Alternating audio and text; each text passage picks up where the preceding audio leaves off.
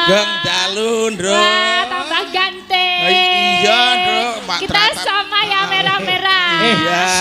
Kowe kok dadak ngene-ngene iki ngomong. Lah tangane iki klungane ora dadi. Seneng ditemoki seneng. Iki mboten ini namung Pakde. Dadi nek Pakde iki ditemok ngopo-ngopo ora apa-apa ya, No? Mboten napa-napa niki, mboten napa-napa nggih.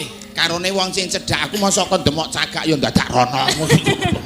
Kalih padene mboten napa-napa. Ora apa-apa, Nduk. Kula kalih Pak Seno nggih ngaten niku mboten napa-napa biasa mawon. Mbokmu gedhe sesuk ning Jakarta kowe sesuk ning omah nginep godhog-godhoge wedang Pakde ya. Oh nggih Pakde sendika dawuh nggih. Bunda ampun caperut nggih. Ora, apa? Caperut. Cemberut. Iya, caperut. Nah, caperut, ampun mboten cantik mangke nggih. Dadi aku kon senyum nggih kalih bojo garwanipun ngaten. Oh, iya. Mboten sah cemburu kula tasih alit. Cilik kan. Iki isih cilik, gedhe kowe. Mbok yo sebulane aja muni gedhe to. Lah piye nek muni gedhe kowe iki pikirane wong ki tekan ndi-ndi? Lho, kok tekan ndi? Iki isih cilik, tuwa kowe. Lah tuwa ki mungsuhe enom, nek gedhe ki mungsuhe cilik. Wah sampean ki piye to? Ayo sing don to. Nggih bener leres.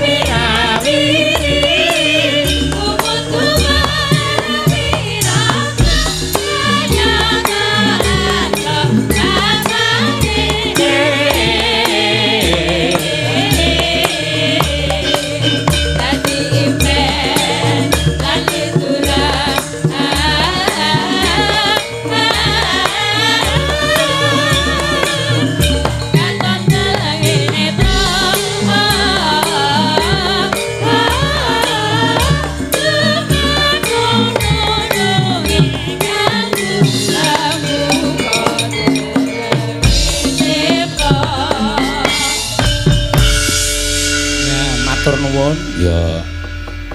Kagem mbak-mbak sing wis kemareng buka ning swasana limbukan ya nok, iki adicara apa? Mapan ning Kelurahan Seloharjo, Pundung Kabupaten Bantul. Dilala bejane Pak Lurah iki kenggonan utawa ketempatan ya wayangan saka Kominfo no, bekerja sama karo Kelurahan Seloharjo lan panjenengane Bapak DPR RI penyanyi Bapak Dr. Haji Sukamto utawa Sukamta ya sing bengi iki ngaturake pagelaran wayang kulit ya kuwi kanthi tema Pancasila Jiwa dan Kepribadian Bangsa Indonesia. Oh iya ya Mak iya uga saka Kominfo panjenengane Bapak Dr. Andes Bambang Gunawan MSI sing mau wis sore mau kepareng ana apa jenenge iki sesi dialog ya sing wis dingendikake akeh banget panjenengane Bapak Dr. Haji Sukamto paring dawuh babagan bangsane awake dhewe kudu bangga lan kudu seneng duwe dasar negara ingkang aran Pancasila kuwi mau no. Ya minangka dadi kepribadian bangsa ideologi lan ora bakal bisa diganti dening apa wae dasar negara apa wae mergo kuwi wis di rangkum dening para pinter para ulama ingkang kabeh padha neliti sarta ya kuwi nyipta limang sila sing dadi dasar negarane awake dhewe ngono ya Mak iya mula ora aneh nek bengi iki kanthi tema Pancasila Jiwa dan Kepribadian Bangsa Indonesia ya panjenengane wis paring dawuh pirang-pirang panjenengane wis paring dawuh pirang-pirang yen to Pancasila kuwi alat pemerekat alat pemersatu bangsa negarane awake dhewe dumadi saka pirang-pirang pulo pirang-pirang adat budaya, pirang-pirang basa, atusan basa ewadene manunggal tetunggalan kanthi dasar negara Pancasila iki no. Oh iya ya Mak. Iya. Mula panjenengane wis ngendikake ana negara sing iso merdeka ning ora duwe bangsa, ya ana sing negara duwe bangsa ning ora duwe basa lan sak piturute, maka berbahagialah awake dhewe minangka dadi bangsa Indonesia sing duwe dasar negara, duwe bangsa, duwe basa, kabeh komplit diduweni dening wong Indonesia. Mula ora aneh nek akeh sing padha kepingin Indonesia kuwi rusak, Indonesia kuwi geger, Indonesia kuwi terpecah belah. Ya saka piyai-piyai mancanegara ya akeh sing memanfaatkan kesempatan menyebar hoak, menyebar kabar-kabar sing ora nyata, satemah iso menguasai pikiraning wong sing saknyatane ora duwe jati diri lan ora iso mengendalikan diri, wekasan gampang kegawa dening hoak mau, terus gawe ontran-ontran, gawe rusuh ingkang gawe kapitunaning masyarakat akeh. Iya, ngono ya Mak. Iya. Aja omong wae iki eneng bintang tamune. Engko ndak le nyambut gawe ming sedhela. Lah iya. Ndak kepenaken kok. Iya. Ki ya nggo nawala akeh sing padha tumiba engko diaturake. Monggo kepareng lenggah Mbak Waluya karo Mbak Suhin minangka bintang tamu bengi iki. Ya aku tak ngaturke kuwi bab mau wis tak aturke. Mengko ming kari gojekane no. Ya. Klintong-klintong numpak andong ngabel klingklong.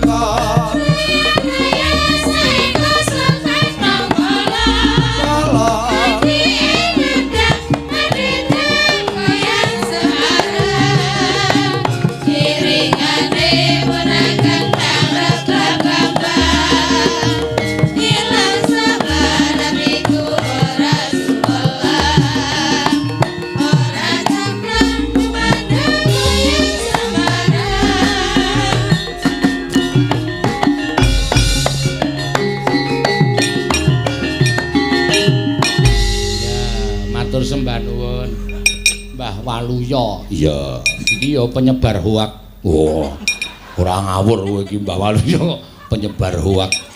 Dagelan iki apa ora penyebar hoak? Dagelan iki gawe bahan dagelan iki sosok barang ra nyata ya. Iya. Diakoni wae. Kula nuwun Mbak Cangik. Monggo Mbah Waluya. Kula penyebar hoak rak ming sedhela nek jenengan sewengi drek malahan. Kok sewengi dek piye kok iso nyebar hoak sewengi dek? Ya sampean ngarani kula penyebar hoak rak ming sedhela nek sampean rak sewengi drek. Kok iso sewengi dek? Lah sampean kok iso ngarani aku nyebar hoak? Lah ya sak dagelan ki biasane nek gawe bahan kan ora nyata. Apa do mawon nek diitung ngoten mon sampean. Apa saiki ana ngamarta ya ora ana kok sampean. Kok sik kok ana ngamarta ora ana piye? Ayo ngoten niku marasake dhewe wong ku ya marasake dhewe. Tapi jagating pewayangan kok lah ya ono no. Ayo dagelan ya sak-sake waton gawe guyu kok dadi nyinggung dagelan. Aku hoak apa udu? Nun? Dagelan sak-sake waton guyu kuwi hoak apa udu? Ah sanes kok. Ya kok ya. Ya jenenge menghibur kok sampean. Sampean nek saiki ora ning ngamarta ngestina kok ngomongke ngamarta ki hoak apa ora? Ya ora wong kuwi iki menghibur kok ya. Lah ya padha mawon berarti padha le hoak ora ngoten sampean kok dadak aneh apa. Gurung-gurung kaya sepatu. Lah niku saking omah dasare pun patu nggih perkara HP niku kok. Wah, ngapa mergane, Mbak? Lah niku kula niku kon tuku pulsa. Pun kula kandhani to. Pokoke jangan sekali-sekali menyebar nomor HP nyang sapa wae. Wong sampeane kerep ketipu. Lah ya mulane aku ki ngestokke omonganmu to. Gani dit 100 kon tuku pulsa. Ah, kula bayar 100. Kok sing dodol pulsa niku takon nomor kula. Ayo ora tak naik to, tak naik nomere wong. Aku ngerti arep kapusan. Wis iki sampean tuku pulsa. Nggih, ditakoni nomor karo sing bakule pulsa. Nggih, monggo bojone sampean wis meling aja disebar luaskan. Ngenai nomor sembarang wong. Lanjut takon tak bayar nyuwun nomere HP Pak, aku kelingan. Wah iki arep ngapusi iki aku ngono. Nek nomere pulsa dijaruk bakule ora tok kek iki pulsane ajeng manglek napa pripun? Lho, sampean ki piye to? Jangan mengasih nomor sembarang orang. Aku wis tuku pulsa bayar 100. Kok sing tuku kantor ki njaluk nomorku. Aku ya kelingan to wong tuwa pinter kok iki jelas arep ngapusi aku ngono. Trak nang nomere kancaku. Oh. Rugi to nek aku kapusan. Dadi kapusan men kancaku. Tok kei nomere kancamu. Iya. Pulsane mlebu ngene sapa? Mbok ora ngerti aku pokoke ora. Lah ngene iku cobi to. Sapa sing ora jededek? Oh sampean ki yo ngawur lah kudune yo kok keke no. Kowe iki tak belani ndak kapusan kok ngeyel to. Lah kuwi kudune lho sampean iki nek tuku nomor ki yo kan takon to, nomere pinten Pak? Ngono ki sik kok kaya iki nomorku. Aku wis krasa arep kapusan.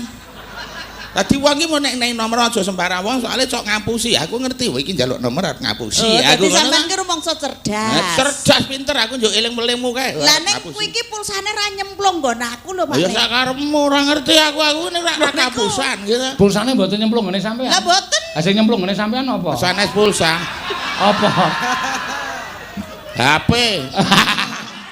Wong sampeyan wong sampeyan semono. Nggih, wah seneng. Sok pinter ning. Ngene iki lho Mbak Suhin. HP nek diasta piyayi kula nuwun sewu sing mboten paham menika ya bahaya. Oh lah nggih mila menika. Tur ngeten lho arep sing jenenge HP iki gunane pirang-pirang nek bojo kula niku ora tau tangan iku lepas saka HP iki ora tau. Oh, autis. Wah, esuk awan sore dolanan HP. Bengi iki lho turu karo aku kok dolanan HP. Lah kudune pripun? Mbok dolanan liyane HP ra ono to.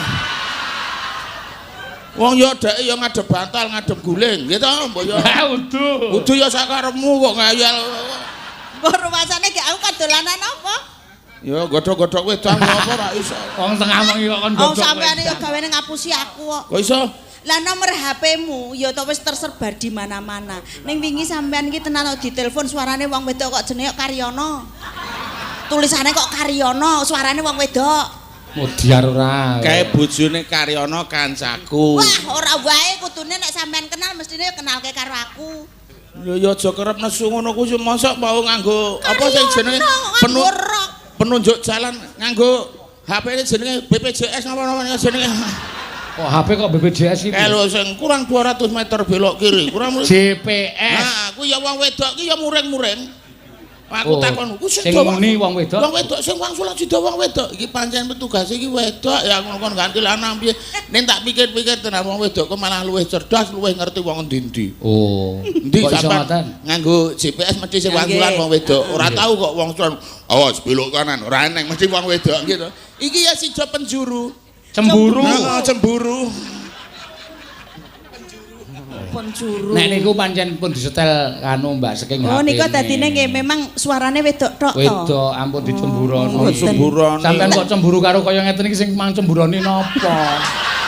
Nggih ampun ngoten niku to Mbak. Wong sampeyan entuk niku tak anggap sampeyan niku mripate rada katarak kok. Lho angel lho. Wong golek kaya klone jenenge wong rada enom kok ora bentuk tuwa ki angel. Kene sing kudu matur nuwun. Lho, kleru kuwi. Kok iso? Sing matur nuwun karo sing gawe rup ki sampean. Kowe no? Arang-arang lho ndek bojo enom ki. Lah malah kowe iki kuwale arang-arang lho wong tuwa ndek bojo enom. Kowe iki matur nuwun. Oh, sampean iki wis ora iso ngapa-ngapa. Anggur sore karo jak turu wae. Aja ngono kuwi engko ora anu ya ora gelo lega. Kowe iku lho anu jenenge bojo kula nu pancen ngenten iki mbok cengak. Anu bocah nggih. Arep sih, pun mboten iso napa-napa to. Oh, amulane bojomu ming dolanan HP. Wong nggonamu sinyale ya wis elek kok. Lah sampe dolanan HP coba. Lah niku kok lho lemot terus lagi iki. Wis ora masalah dolanan sarono. Moh, bojo kok kon ngedoh. Rumangsanono biyen lho, rekalane dadi manten aku ki jen rumangsaku kok biyen sugih kok. Kepengin sangat lho Mbak Cahik kula niku nalikane ketemu biyen ki umum kaya kancane, gawake sanggan, gawake ngono sampeyan nggon aku nggawa apa? Kurang kepiye wong aku ya nggawa tuntunan ngono lho. Dadi manten aku ya nuntun ora mung sak-sake lho tak agati. Kudune nek tuntunan ki gedhe-gedhene sapi, cilike wedhus. Ah sampeyan kok nuntun kucing?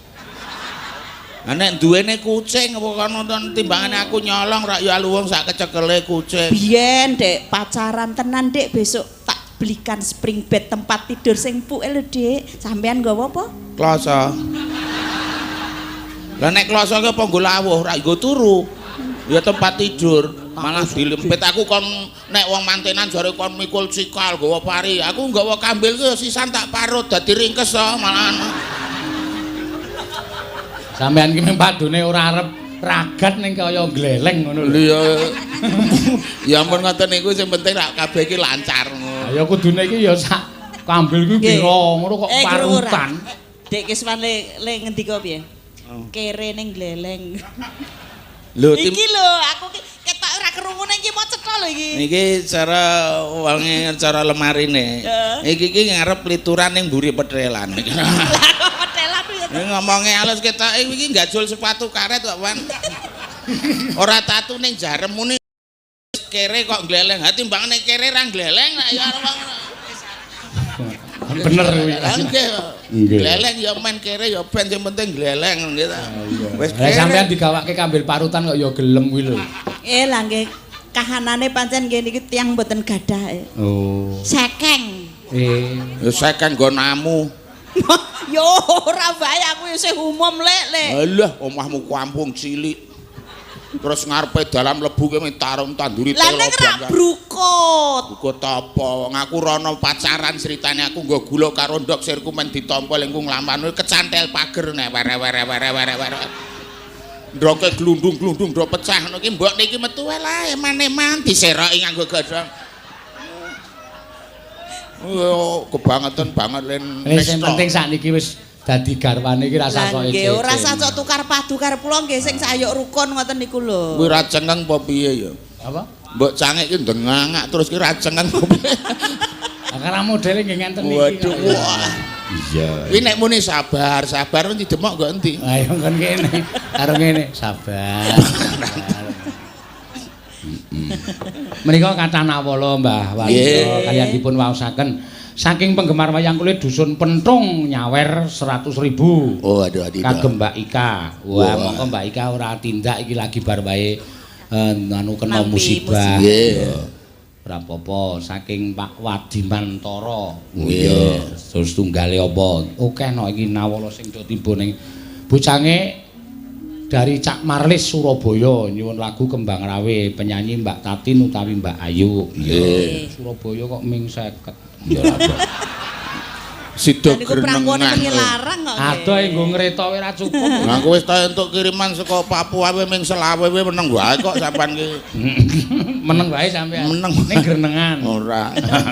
Assalamualaikum nyuwun lagu Podang Kuning eling-eling Banyumasan. Dari Warung Mie Ayam 99 Jalan Parangtritis kilometer 14. Wah, nggih. Saking Pak Wadiran. Nah iki janten mantan dukuh nyuwun isih urip kok. Iya, iya. Nyuwun lagu lelagon Podang Kuning kagem Pak Lurah lan Pamong di ngandel ora. Angger sing bengok seru dhewe ke Pak Wadiran. Heeh. Mangga dipun aturaken rumiyin, Mbak. Nggih, napa niku? Keng garwa badhe nyekar menapa? Kathah sanget menika Podang Kuning. Podang Kuning apa? Nek sing anu ngaturke Podang Kuning kedah sinten? Nggih, ngaten. Ya dibuka Mbak Suhin dhisik tembang apa? Ya, menika ugi wonten Caping Gunung ya ana. Ya pirang-pirang ya, Mak. Monggo kersa panjenengan. Kowe mau Pak Wadiran pesen nek nganti kowe ora minangkane apa sing dadi permintaane Pak Wadiran, kowe arep digawa ning padukuane kono sarana. Aja kudu cedhak aku, wong iki ora mesti cedhak. Lah ndi ta mantane Pak Duka wau? Oh ning mburi kono anggur sing kuning ae Pak Wadiran. Kuning cilik dhuwur ya? Heeh. Ya. Halo. Terus krungu suarane. Arep tundhak-undhake ra apa-apa wong sampean wis disangoni kok karo aku barang. Wis bayar kok. Oh, dipun aturaken apa, Mbak? Apa? Iki mau sing dikersake mantan Pak Dukuh ya Sri Uning jane. Oh ngono. Ayo. Sinebut pahlawan putri. Ana gayutane karo lakon ketoprak. Nggih. Sri Uning Mustika Tuban. Hei, ketoprak wal. Sri Uning Mustika Tuban.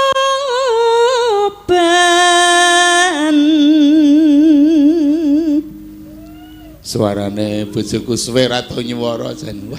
Wong ambet dina nyuwara ngono kok. Ning ra Sri Uning. Nganti sampean umroh. Umrah piye? Purek. Lah wong aku ki tembungku ki rak ya kaya ngene kok terus dianggep jero. Lah wong wedok ra tau cocok karo wong lanang kok. Ora iso cocok piye? Lah kepiye kekarepane beda. Mosok aku ngungu pitik kok kono ngungu kirik. Aku ki ngulele kono ngungu bebek. Ayo entek. Ora tau gathuk. Wong sapati iku ramane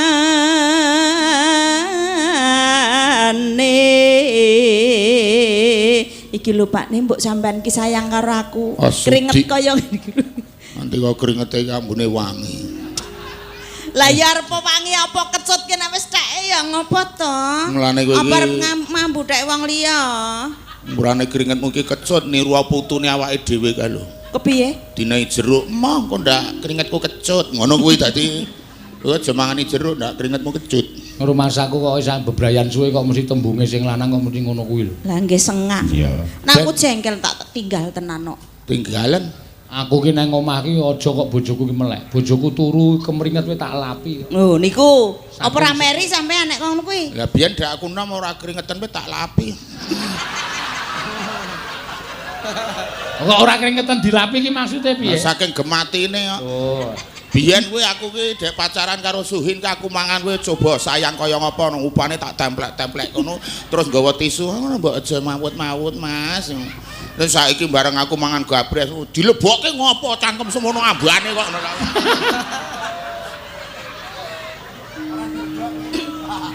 sampean ki salah tampa jane aku tembungku ya alus ning tekno sampean ki reng rasake ki gejeron karo bojo mbok ya dibasakke ono cangkem lah kon kepiye nek wis jenenge ki ya congor napa piye sisan ora kok ya prangkong bajana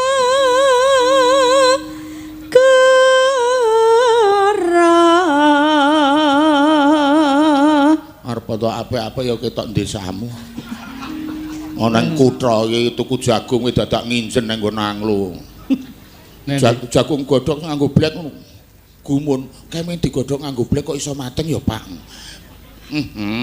takon pun mbah jagunge Pak ning mampileke sing mateng nggih kae wis digodhokke saka ngomah Des aku ya ngono lho niku rumangsane iki blek iki iso umumke matenge ngono dadak dijak karo bojone Des niku napa ya wangun lah Mendes sapa jenengmu rak Mendes Suhin du wah keringetmu aku ya ora tegel nek karo keringetan kok ngono iki ndi ora nang selop to anu apa tisu to senenge lapi keringet bareng nganggo selop wah kan ana rai kok ngetuk kira ya iki ya wah mongko kudune sing ngetukke ora rai kudune ora wani keringete gur mandhek kene iki kok ora iso munggah gunung nek umume keringet ki ya mili kok lah iya lah kok mosok keringet kok ngrethek ya ora eneng ya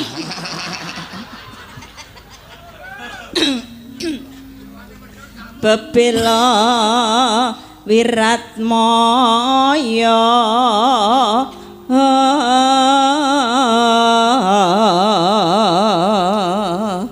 eno tan burung srioning gugur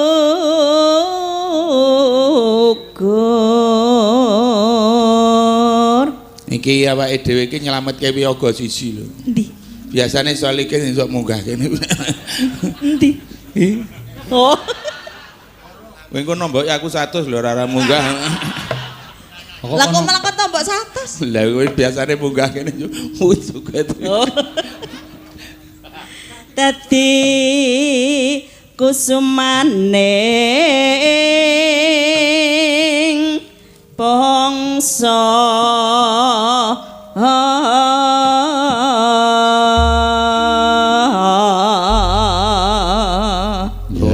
Lusur.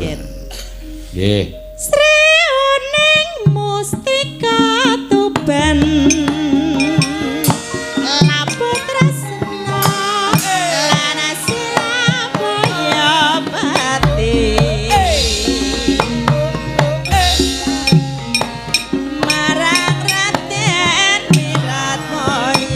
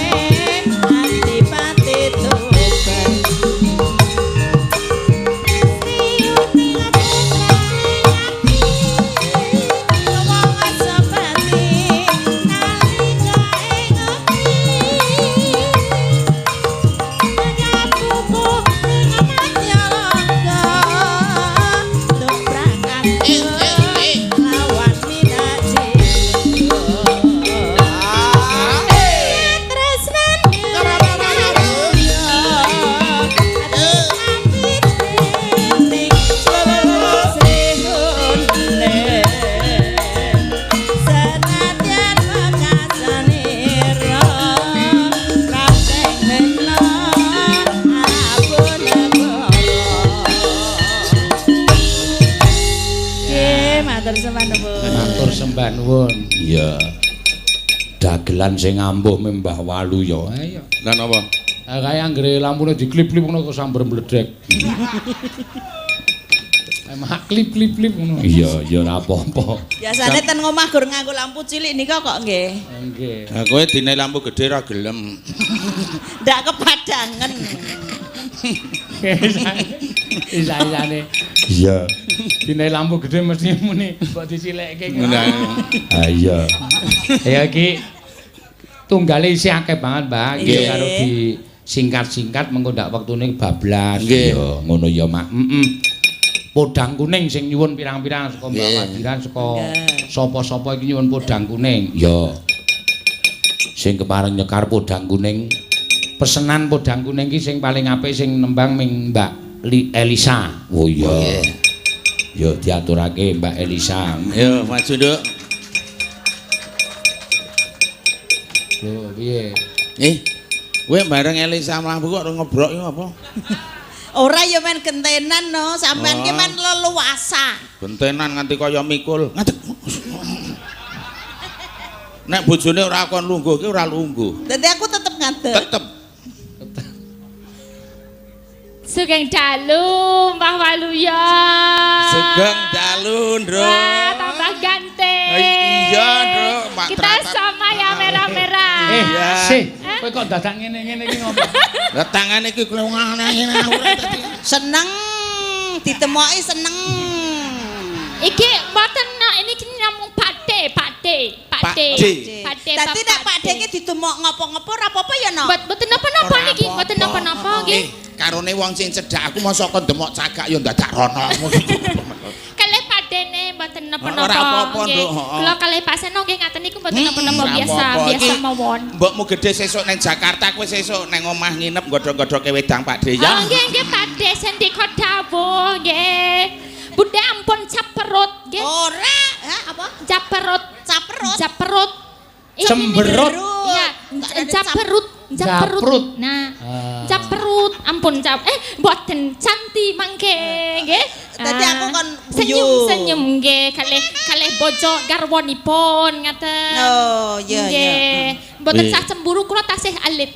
Cilik to. Iki isih cilik, gedhe kowe. Mbok yo sebulane aja muni gedhe to. Lah piye nek muni gedhe kowe iki pikirane wong ki tekan ndi-ndi? Lho, kok tekan ndi? Iki isih cilik, tuwa kowe. Lah tuwa ki mungsuhe enom, nek gedhe ki mungsuhe cilik. Wah sampean ki piye to? Ayo sing dong to. Bener leres. Nek let kalih gedhe ageng. Nek gedhe mungsuhe cilik, nek tuwa mungsuhe enom. Nek kalih tuwa nggih. Nek kowe muni sik cilik, iki wis tak gumunke lho Pakne. Aku marep nyedhaki wis sampean ngedoh-ngedoh. Lah kok basan dicedhak iki kok malah nyedak iki piye? Wah, lah karepku ki yo nganyarke STNK ora gur sakjane. STNK napa niku Pakde? Ya ora apa-apa Nduk wis meneng wae ngene iki. Oh nggih. Aja ngurus mbokmu gedhe. Oh nggih. Nek ya niki wis blereng kok, Nok. Oh, nggih. Mbokmu gedhe nek yane iku ngertine gurting jenggunuk. Jenggunuk nggih, Bude ampun jenggunuk nggih. Bangkane wae atos. Nggih atos niki ngangge. Nggih nek tak neng-nengke sampean ki gebablasan, Pak Ne. Demok ki gur saka keduan ngene wae kena. Ora kok malah ngremet-ngremet boyok. Ora bedane apa? Bedane lha iki didemok atos. Gegere wae asat lho. Lah suhin ku didemok gegere piok ngono. Bajir kok. Geger kok mak piok ki ngemu banyu kok kaya ager-ager. Piok niku ne. Geger kok jemak ora ya. Masa kok jemak to, Bude? Ku cobi. Wah, cantik ngaten iki lho. Ora ngono kok. Ya Mboten jemek. nek pas sing demok kowe nek pas sing demok aku ku puyuh. Cobi. Cicaknya, demokannya. Ya. Ora. Mboten wantun. Kalih bojone ra mboten wantun. Ayo. Ya Nduk. Karena Elisa ya. Ngaturaken apa Pak Seno? Podangkun. Ngaturake panuwun karo bapak-bapak saka Kominfo. Kominfo. Iki acara wayangane Kominfo bekerja sama karo penyanyi Bapak Dr. Haji Sukamta. Pak Haji Sukamta. DPR RI ning pusat kono. Pusat. Oh, dari pusat. Luar biasa. Nggih. Yang datang juga sekian banyak. Jadi semoga apa yang disampaikan bisa diterima kali masyarakat sedaya nggih. Kula nggih kita harus aku juga was-was nih yang baru sering tombah waluyo selain hoax. Jenengane buzzer. Buzzer. buzzer ya. Buzzer kuwi sing bolongan nggon weteng. Kuwi jenenge puser. Kapusan to kowe. Tiwas gatekke tenanan. Wis tak gatekke kena hoak aku wis. Kena hoak ya. Buzzer kuwi anu. Buzzer ki apa? Jadi kalau sekarang kan banyak akun sosial media, Pak. Nah niku akun sosial media yang bohong. Jadi ra cetone kaya Pak Seno jelas ana akune Den Mase apa Mas Seno ngono kuwi Pak Mbah Waluyo ya Waluyo.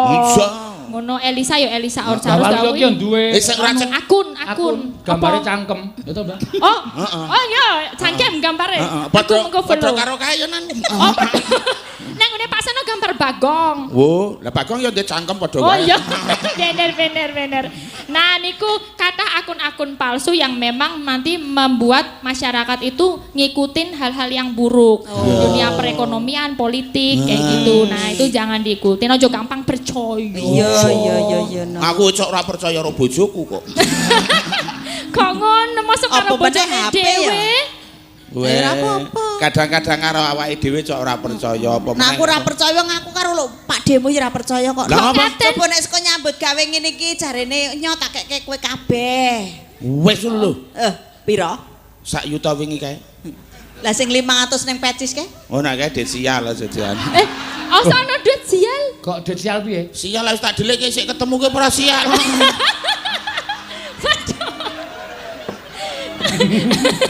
Wow, berarti. Kuwi sing sial ora duwite. Lah apa? Menungsane. Wong kowe disayang ora dong wong wedok wong kungus-kungus. Oh, kapan ahmu nyayang bojo? Membahagiakan kowe rung tau kok sampeyan. Wah, bendina tak bahagiake lho kowe. Lah ngopo? Dolan ya ora tau ngejak. Lha kuwi tak sayang, wingi nek wong bonceng karo bojone sing wedok tiba lara. Mulane aku trimo boncengke wong liya, aku ndak kowe tiba ngono. Sampean lunga bendina karo wong liya tau tiba urung. Lah ndelalah ora. Ya, soalnya wis tok jongkok kowe nek boncengke bojomu dhewe mesti tok kentes-kentes. Ngeng. Tok sendal-sendal nek wong niku nekat banget kok wong jarene wingi niku rak critane ngojek. Lho kok muring-muring.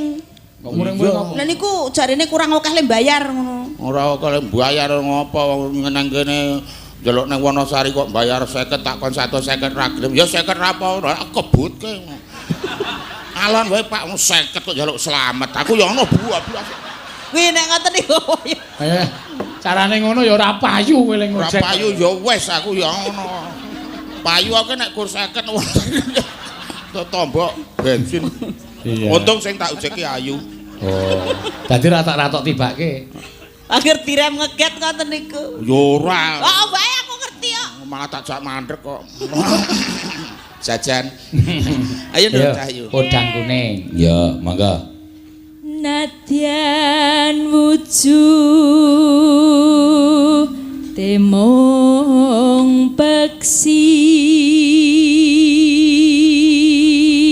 Nadyan rupane mung manuk. Artine ya. Ah, jes. Agawe talining brangta.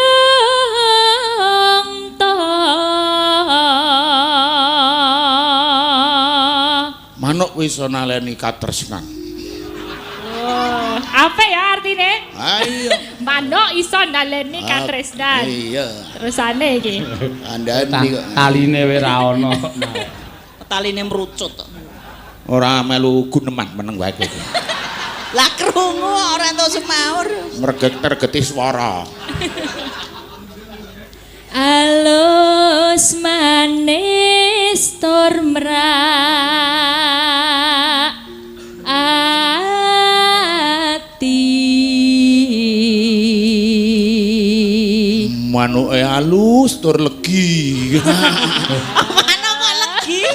Legi piye to? Halus manis-manis rak legi. Ora njot manuk apa nek legi ki? Manuk kesukaan wedang ya legi. Ya ora, ya cenanangan le nggawa wedang. Mesake manuke ya. Mati no nek kesokan wedang. Ora wong gur anget kok.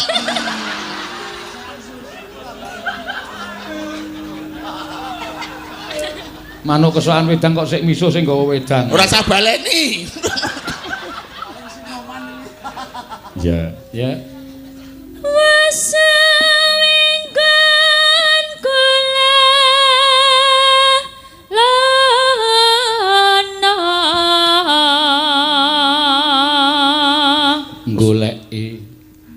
goleki si podang kuning.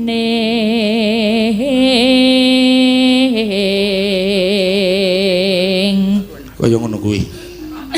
Ora sida diarteke. Lah artine padha kok, Nduk.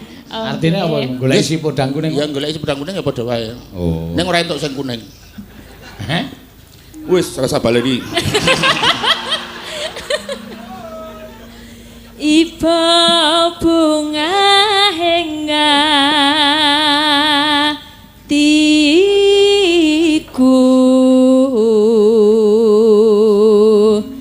nyanding bisa dadi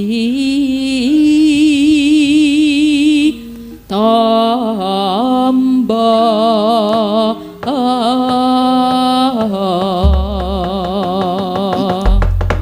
Nyedak manuk iso dadi obat. Obate mung manuk Lah iki ya nek kuwi ya. nyanding bisa dadi tombo, ming nyedak wis iso dadi obat. Misale apa lara apa sing diobati nganggo manuk? Yo Nyediar ra. Iki pertanyaan berat iki. manuk kuwi kena nggo tombo wong lara mengi. Mengi dadi manuke dibakar ora nganti mateng banget, terus dinae lenga nae kecap ki kena nggo tombo napas. Oh, ngaten. Engko anggere mangan manuk kuwi napase saya sesek. Cepet modar. Oh, itu mau Ya. tegese wis ora. Tegese wis ora napas meneh kan berarti nggo tombo napas. Ah iya. Ya.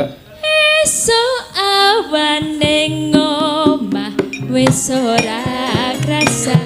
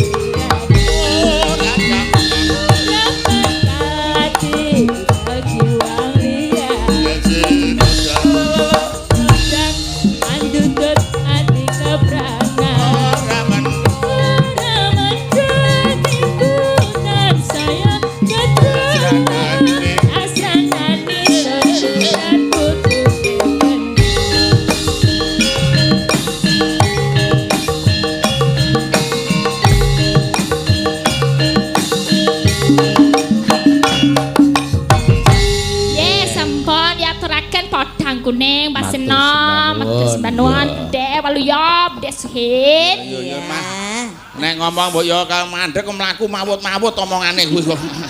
Padake apa ngomong. Akaran ciri khas wis ngono kuwi kok. Lah yo nggih Pak Mulya pun matur nuwun. Ciri khasnya dhewe-dhewe kok. Sampeyan kok Gunung Kidul ya nggawa ciri khas dhewe. Yo. Yo jek ngono, yo gek ngono. Iya wis. Iya. Lah wong mau jenengan marak ya entuk hadiah rokok to.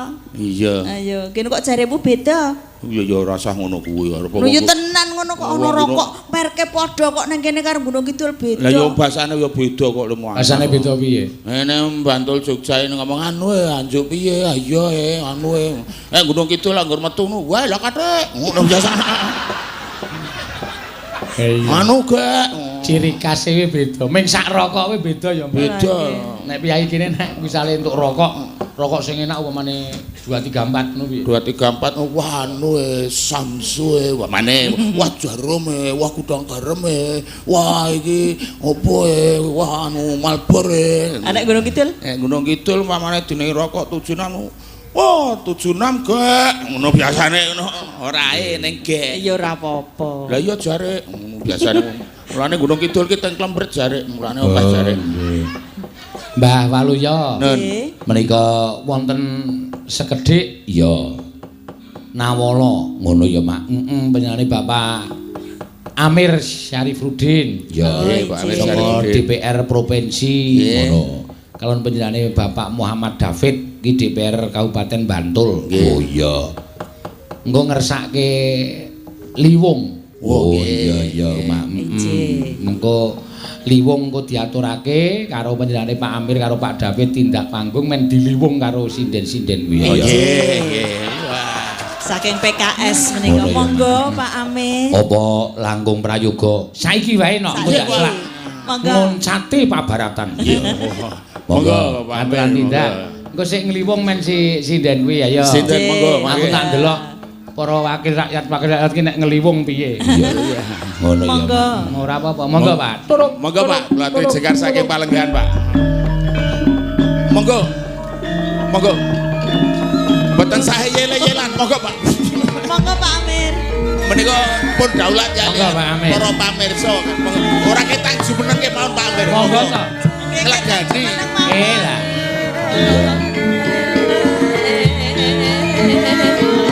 Pun boten sah nyawer boten apa-apa. Ning maringi arta. Ah padha.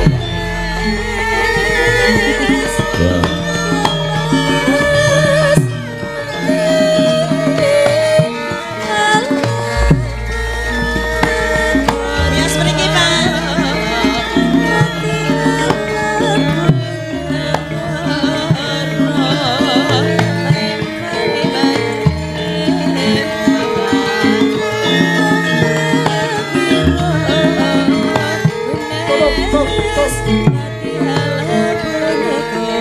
Mboten napa-napa, Pak.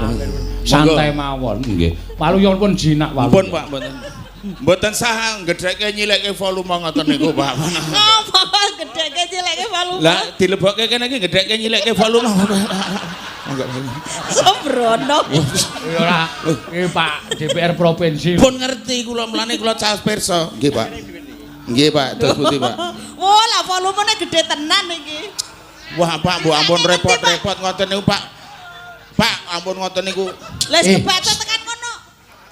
Lah Waluya, Pak Amir iki piyaine nuwun sewu, senengane gedhekake dedono. Oh. Dadi dhek nek ngeruwuh wong sing memelas ki mesti diparingi.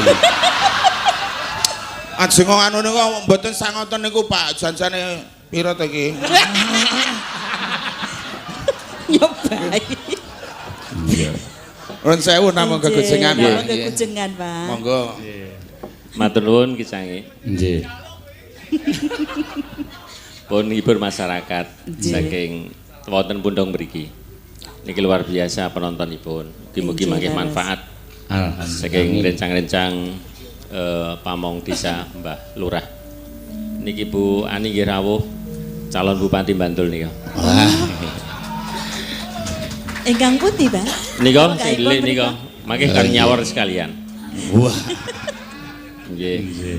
Niki wau saking Tepus, Pak. Oh, nggih. Beto napa? tangki. Oh. Tembus Nggih, Gunung Kidul. ternyata malah sing saking Gunung Kidul malah lemu niki. Wah, niki ngawur. Banyune cen luar biasa nih mboten banyune. Pak, nun sewu Pak jenengan menika sampun ngasta wonten anggota dewan kok tesih nyupir tangki. Niku pripun to Pak? Namung larapaken tegese iki. Kaya kurang ajar kowe iki. Lho, jarene nggawa tangki sampean Panjenengan iki mung sing nyopir dhewe, panjenengan iki sing nyumbang. Oh, lah rak ngono nyuwun pangapunten Sampeyan Pak. iso adus wingi ya to. Mergo sing maringi ya Pak Amir. Nggih, nun sewu mlake tak kira Oke tak meling-meling kok coro. mosok Bang DP. Walu ya, sewu. Toyo jenengan kok rada majes iki. Nggih, lumayan Pak. Nggih Pak leres sik wingi krane niku mboten wingi wingi Pak sakniki pun dereng banter. denyan drop toyo niku kula niku ngangsu niku 5 kilo mikul Pak. Oh, Mongko ngaten. panas angger 5 meter leren kula ngombe tekan omah entek Pak.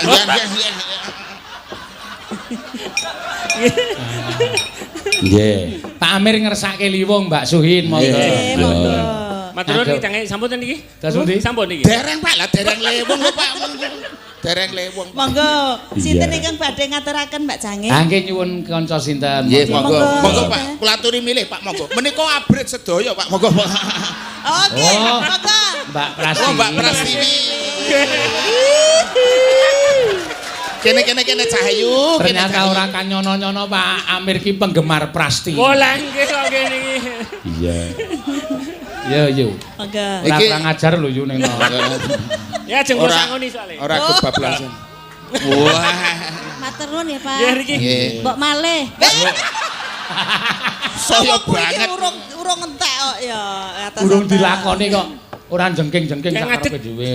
Iya. Pun niki Pak, pun ngadeg. Sampan ki ya rada sengak wis kon. Pun ngadeg.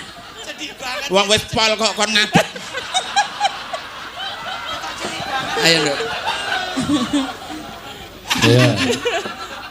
Jogete sing lumrah wae.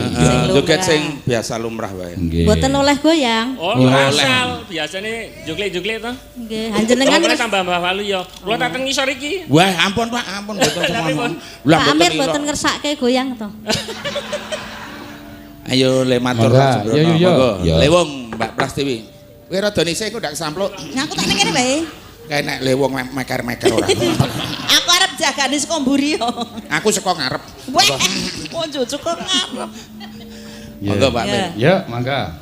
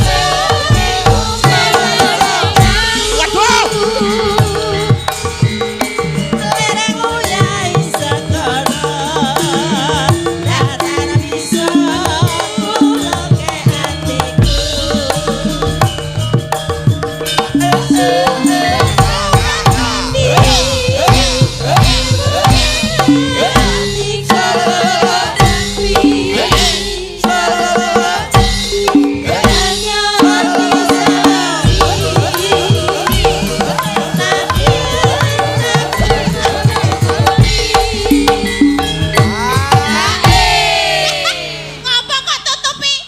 Hah? Ngapa? Ngapa tuh, Pak? Ya ora apa-apa gur tak tutupi wae. Biasane orang ngono tak ngopo bahaya banget po. Melindung. Apa lincip apa piye pokoke Prastiwi? Melindungi binatang buas. Tenane nek isih buas. Ning angger Prastiwi marono ki kok ngene iki ngopo?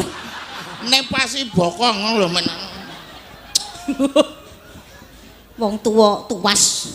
Ngomong. Tuane ampas ya Wah, ampase semene iki cikalane sepira. Brabas. Brabas ya ditambal. Nyuwun ngapunten nggih, Oke, Pak. monggo.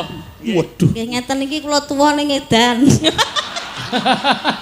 Sing disenengi ngoten niku kok. Kowe ra mirang-mirang ngaku lho pas kok ajar Lah, piye? tenan. Pak Amir iki piyayi alusan ora Oh iya kok. Nek arep goyang walu ya wae. Aku kepengen Pak Amir. Wes. Oh, aja sembrono. Ya, teruske. Teruske ya. Sono. Sabtu pandinganku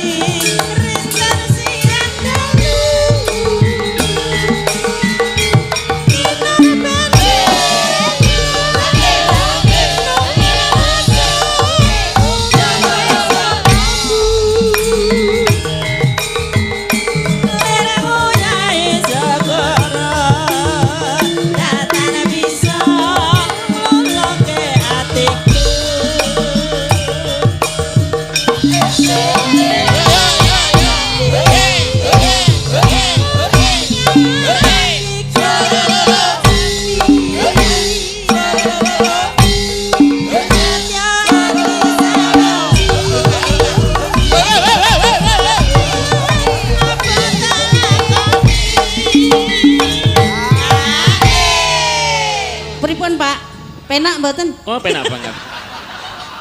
Malah dikapake nek nganggo Pak Amir malah kaya diguder putrane dadi yang gere terus-terusan ana sinden tak kok bathuke. Iya, Pak Amir ki ora tau goyang ratu panjenengan iki penikmat.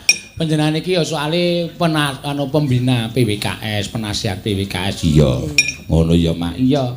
Ya, terus ke yuk dirampungke. Ya engko ndak Pak Amir kesuwen ling ngadeg. Iya. Ngono. Mangga. Sabtu pandita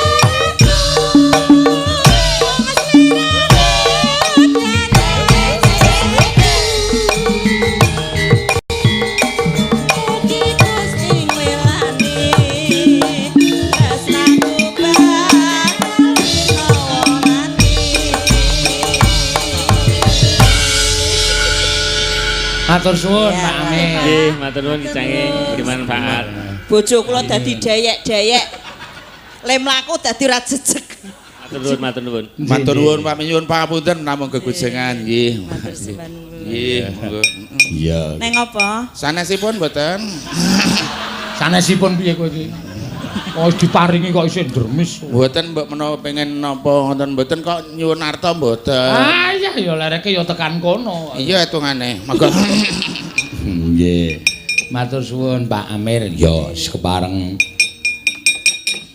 paring pasumbang lagu ya ora ketang lumantar Bu Prastiwi. Ya. Kok malah ngidolaru Prastiwi ya. Ayo panjenengan iki ngematke Bu Prastiwi iki arep sepuh ning energik. Totalitas profesionalisme ketok joget ya joget ora dumeh aku wis tuwa moh joget lah ya ngono kuwi kadang kala sok penemu sing salah Nggih kadang kula tuwa iki joget malah apik mbane sing enom ya nggih niki bojo kula niku arep tuwane wah nek joget Lah kula niku mboten enten iringan men ten omah joget mawon. dasare kentir monggo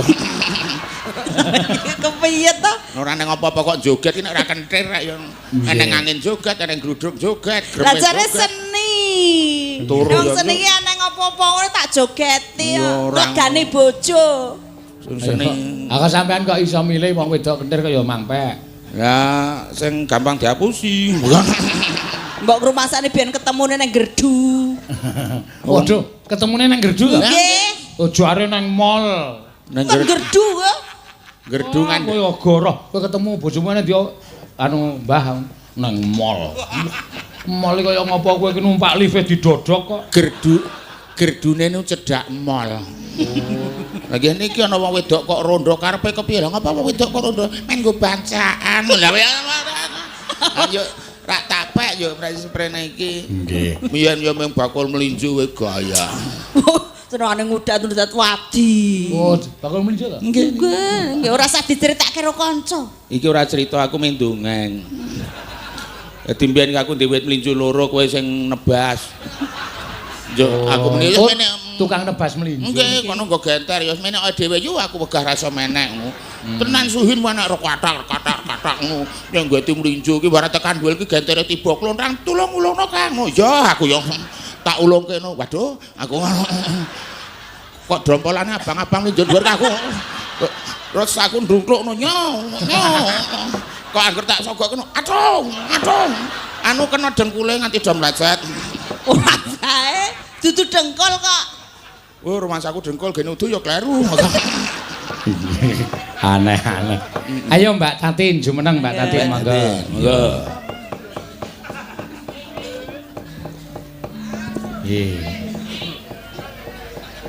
mungsuh Mbah Waluya weruh ini iki malah saya ketap-ketip pisan Karang de mata Apa mesti anggere mata iki iso nggo kedep? Iya no. Lagi nek peyeke mata tok ora iso kedep.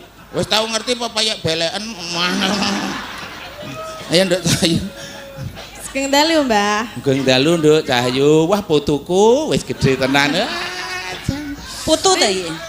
Kok aku putumu? Heeh. Kok suwe ora gendong aku to, Mbah? Mbok saiki Gendong, njaluk Mbah. gendong Trin Gendong, Mbah. modar Wah. Gendong ngarep. Mbok ayo. Wah senengane kok ngene iki lho. Kuwi. Lanjut semangat. Aku didusi, Mbah. Wah, sosok ngono. También aku dek cilik mbok dusi terus lho. Oh iya, dek cilik nek Ya saiki aku pengen mbok dusi. Wih, mbok kayak didusi kono. Jare sampean nek ngosoki telaten. Kae mbokmu gedhe kapok tak dusi mergo tak kosoki nganggo asasan piring saka wesi kae lho.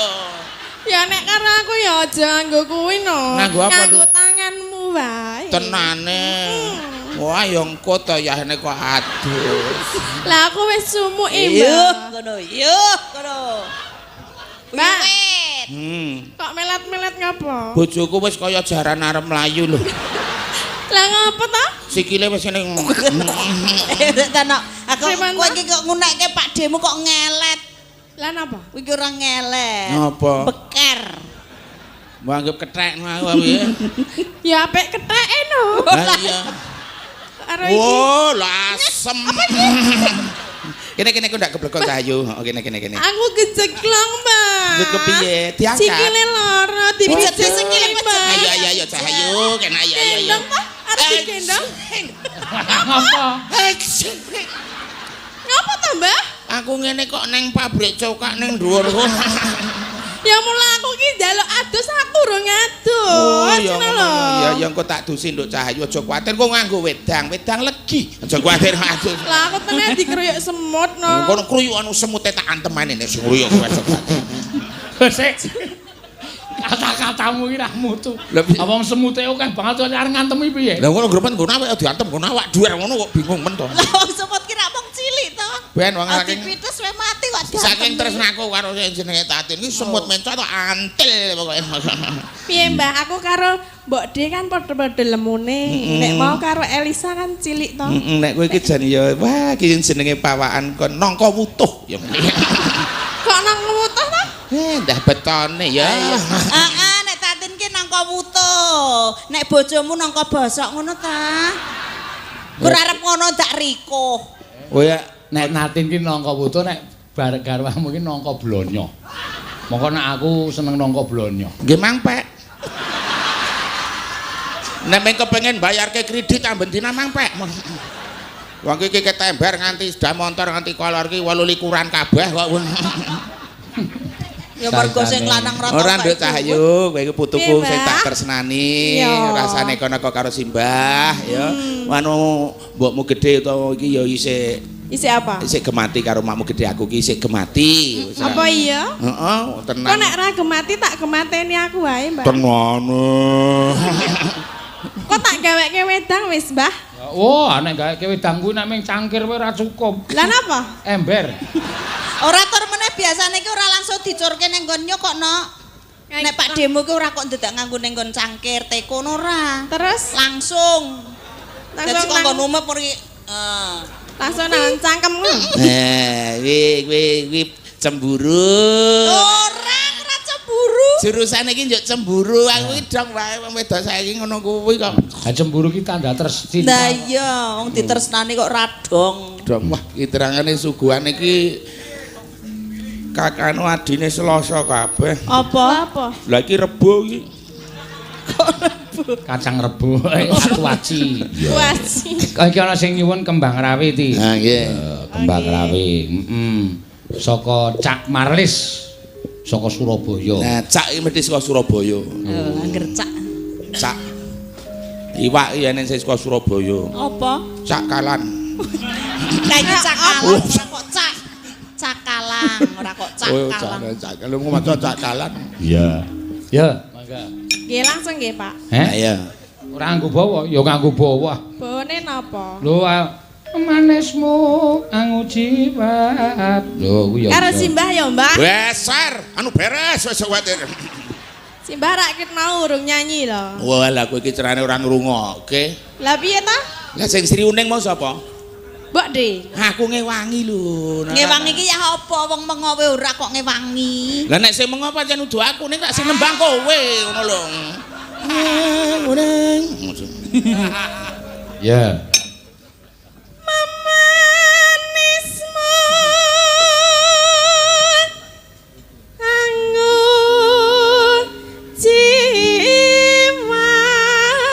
jiwat.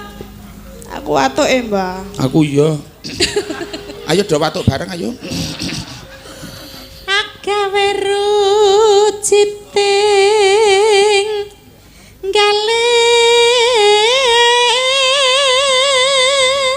streaming ora mak streaming iki channel Dalang Senotok sing streaming penontone 18.000 no. Wah luar biasa. Elok iki. Biasane nek rong channel iso tekan 20.000 ning ki sing channel siji kok kaya mau tak cek kok ora ono. Ya PWKS live. Sapa iki sih, Mbah? Wedok iki swara wedok rasa seseli lanang. Ayo wis. Nek ora nganggo lanang ya ora dadi. Wah, pokoke nek bawa iki wedok ya wedok kabeh ngono lanang iki soalnya kuncine beda. kunci apa? Nek kono kunci lemari aku kunci laci kok. Ayo. Ya budhe wae budhe. Lagi gerak. Kayak suaraku kangen tekan kene kayak ora metu. Wila saya aku. Kau usah gerak kabeh lho, Mbak. Nek kowe iki ora gerok kowe. Ayo, Bang. Penyakiten. Ayo penyakit gerok iki, Bang. Mangga. Nengke wae, nengke wae. Nengke wae, ora ning daerahe nengke wae. Heeh. Usah digagas. Yo. Apa kang si nadya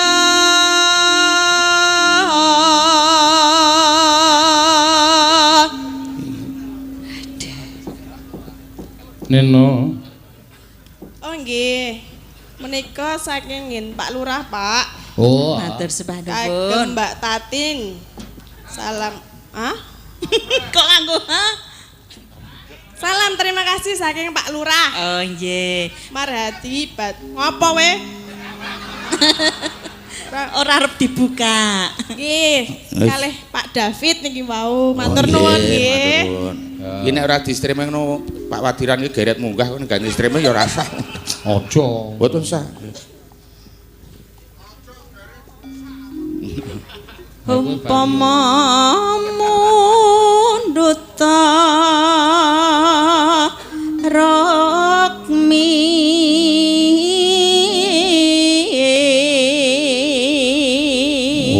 Munduta Rokmi tak kira munduta roti ngono. Na. Taratamtu taktu ruti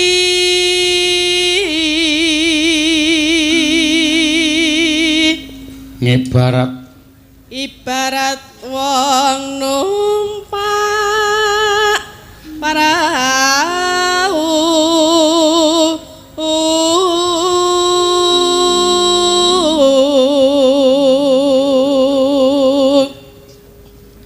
lumampah tanpa welah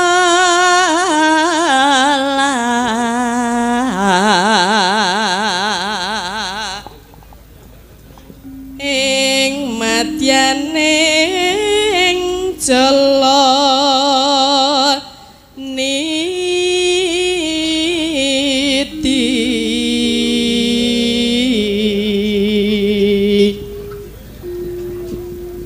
temah kenjing anggenjang Temah gonjeng kok temah kijing. lah kula iki namate gone Tatin jebulane ora cocok karo sing Temah. Temoni lho. Nemoni iki selarep gonjing anggenjang ning pagulingan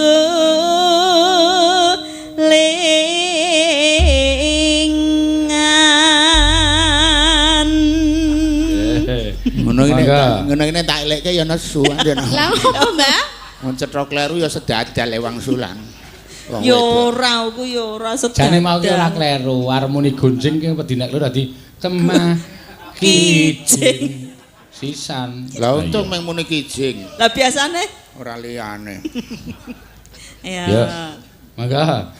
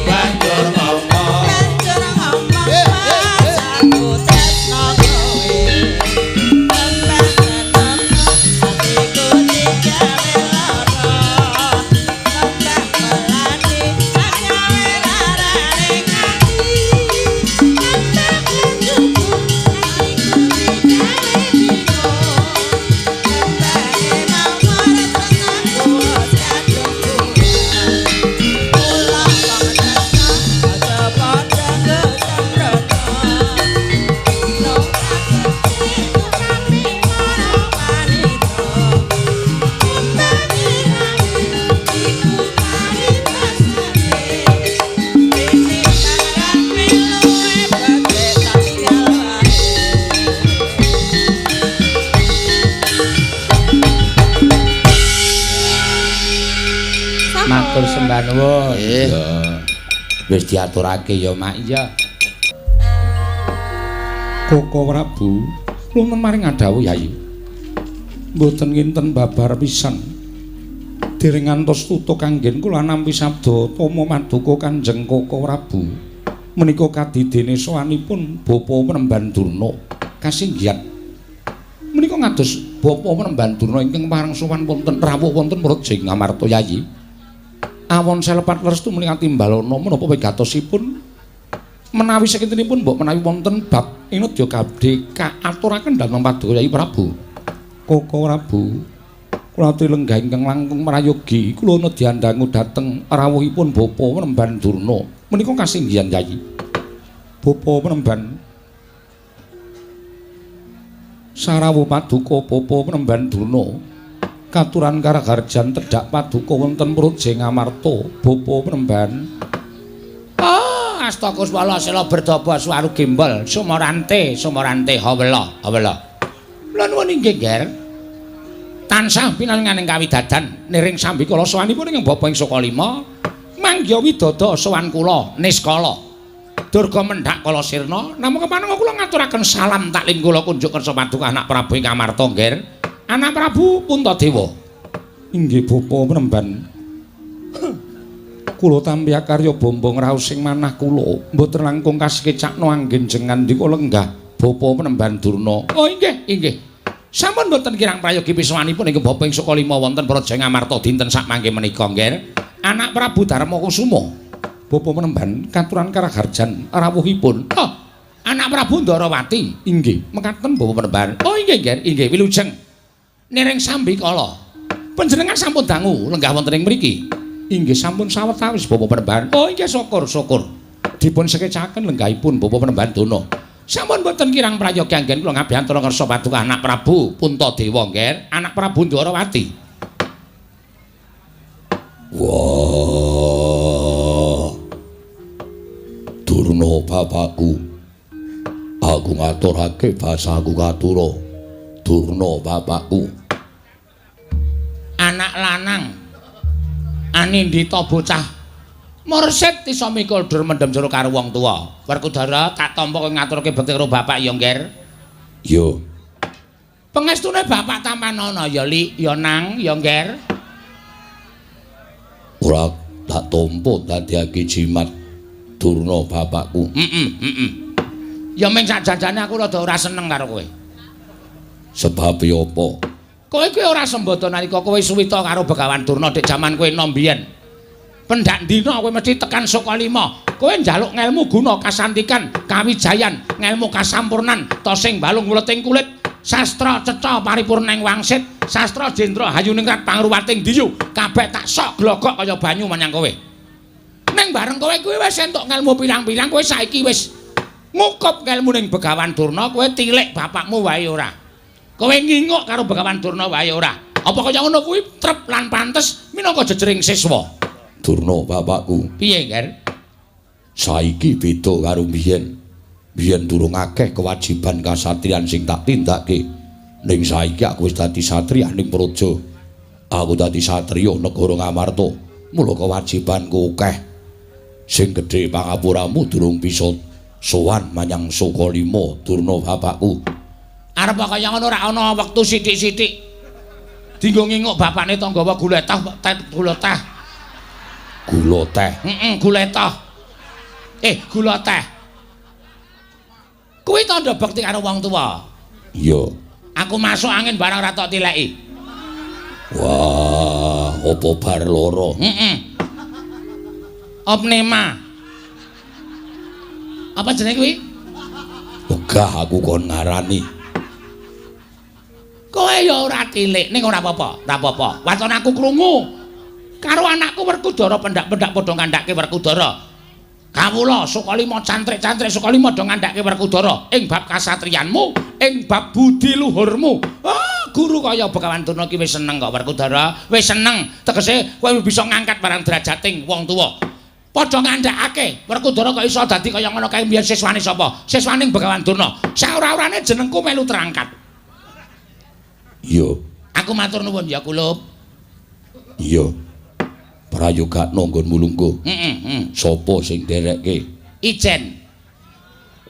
Wah, dengaren ora nggawa Kurawa. Kurawa ki gedhabyah kok kean cacah. Ngrebda tanpa guna. Lunga sithik wele jajan sak nggon-nggon. Ngokeh-okehe pengeluaran. Iya. Prayoga nanggonmu lenggah. Wis ora kurang prayoga.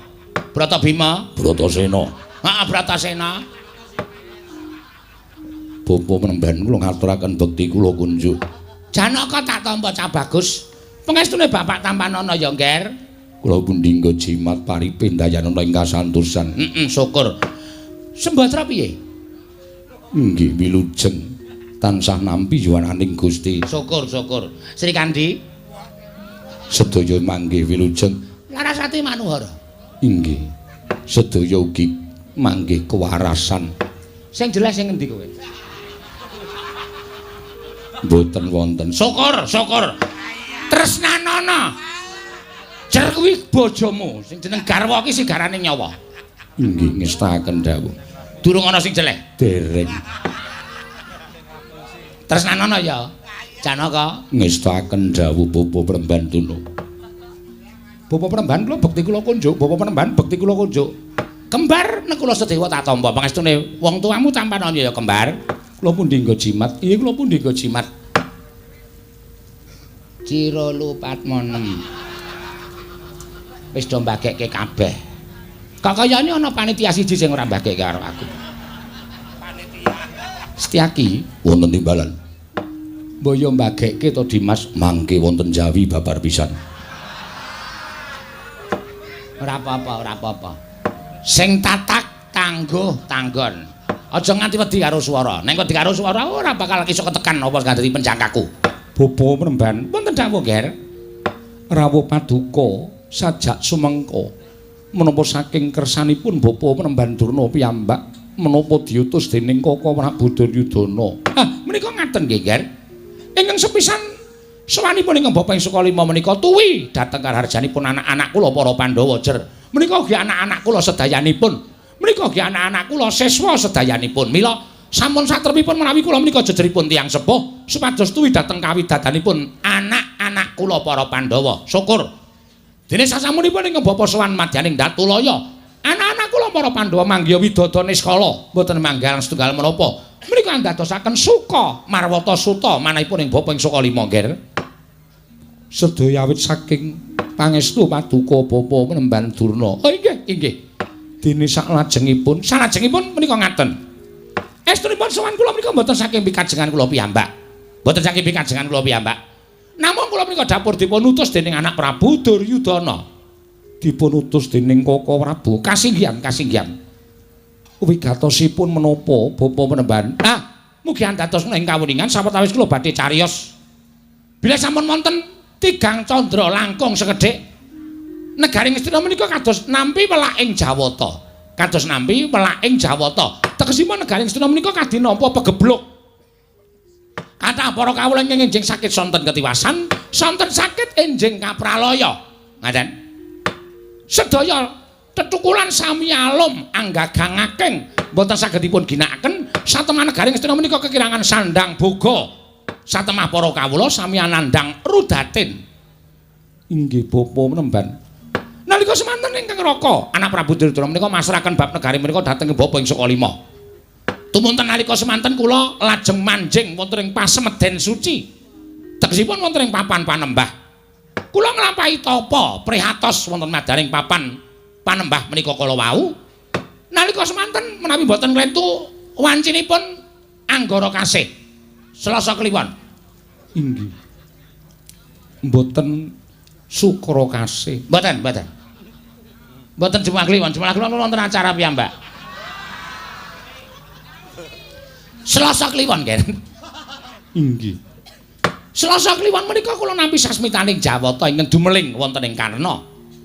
Wonten sasmitaning Jawata ingkang dumeling wonten ing Karna. Mekaten. Jawata menika kala wau nambah dirgantara. Bapa Durna kraos. Anginipun semilir ngidit.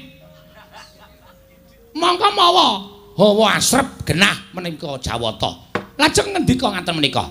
Ong ilahing Mastunama Sidam Sekaring Bawana Kulup Begawan Durna ulun dewa ingkang Ijawantah merpeki kelawan jeneng kita ngaten menika cetha wonten ing Karna menika mboten radio nanging panci menika sasmitaning dewa inggih ulun ngerti apa kang dadi karep kita Kumbayana apa to sababe jeneng kita nglakoni tarak brata semedi maladi hening lan dadya kawruhanamu Kumbayana nggon kita semediki gawe gara-gara ning kayangan tumuli Sang Hyang Jatimurti nuding kelon panjenengan ulun tumedhak ning Madyapada supaya paring sasmita marang jeneng kita. Oh ngilahing ngaten menika.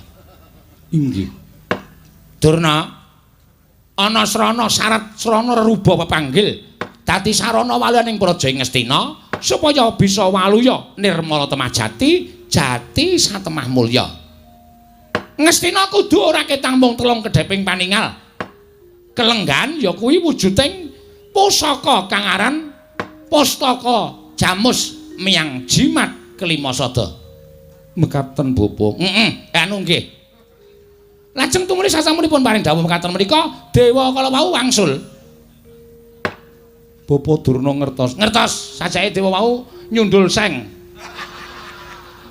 Ulun kundur makayangan leper glondheng ngoten menika. Inggih. Lajeng tumuli kula juga anggenipun semedi. Tumunten ingkang Bapa Munjatur saripun anak Prabu Duryudana bilih syarat srana negari Ngastina menika saged waluya nirmala temah jati, jati temah mulya.